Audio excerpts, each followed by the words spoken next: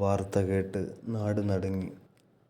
അറിഞ്ഞവർ മൂക്കത്ത് വിരൽ വെച്ചു. അത്ഭുതം കൂറി ചിലർ സങ്കടപ്പെട്ടു. ഗോത്രപ്രമാണിയായ ഹാരിസയുടെ മകൻ മക്കയിലെ ഏതോ ഒരു വീട്ടിൽ അടിമയാണത്രേ.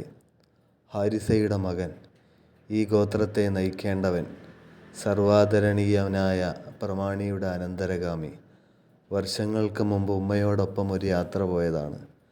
പെട്ടെന്നവരിലേക്ക് ഒരു കൊള്ളസംഘം ചാടി വീണു. വിലപിടിപ്പുള്ളതെല്ലാം കവരുന്നതിനോടൊപ്പം ഉമ്മയിൽ നിന്ന് ആ പിഞ്ചു മകനെയും അവർ തട്ടിയെടുത്തു. അന്നുമുതൽ ആ നാട് കണ്ണീരിലാണ്. പുത്രവിയോഗത്തിൻ്റെ നീറ്റലിൽ വെന്തുരുകി ഹാരിസയും കുടുംബവും നാളുകൾ തള്ളി നീക്കി. നാനാദിക്കിലും അന്വേഷണം തുടരുന്നതിനിടയിൽ മക്കയിൽ പോയി വന്നവരാണ് ആ വാർത്ത പറഞ്ഞത്. ഹാരിസയുടെ മകൻ മക്കയിലൊരു വീട്ടിൽ അടിമയാണത്രേ.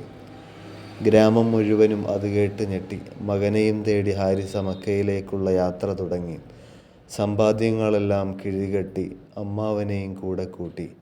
രാജാവായി വാഴേണ്ട മകൻ അടിമത്വത്തിൻ്റെ നോവിൽ പിടയുന്നതറിഞ്ഞ് പിതാവിൻ്റെ മിഴിനീര് പൊട്ടി മക്കയുടെ അരികിലെത്തി. ലക്ഷണങ്ങൾ പറഞ്ഞന്വേഷിച്ചു.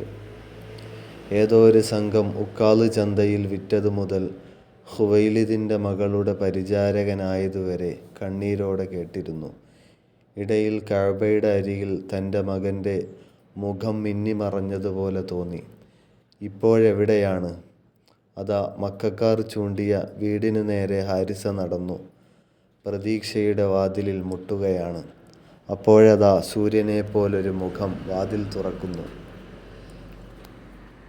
ഹാരിസ പരിചയപ്പെടുത്തി. മകൻ ഇവിടെയുണ്ടെന്ന് കേട്ടു വന്നതാണ്. ഇതാ എൻ്റെ സമ്പാദ്യങ്ങൾ മുഴുവനും എടുത്തോളൂ. യാത്രയിൽ ഇത്രയുമേ കരുതിയിട്ടുള്ളൂ. വേണമെങ്കിൽ ഇനിയും തരാം.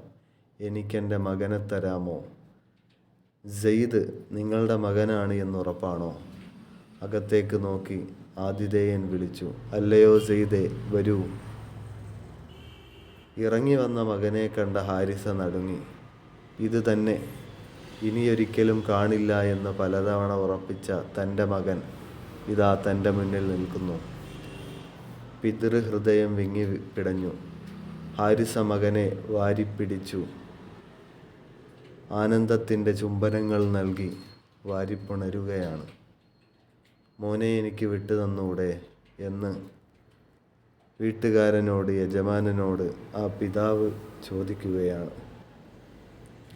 എന്തു വേണമെങ്കിലും തരാം. ഒരു നാട് മുഴുവൻ കാത്തിരിക്കുന്നുണ്ട് അവരുടെ നായകനെ വരവേൽക്കാൻ.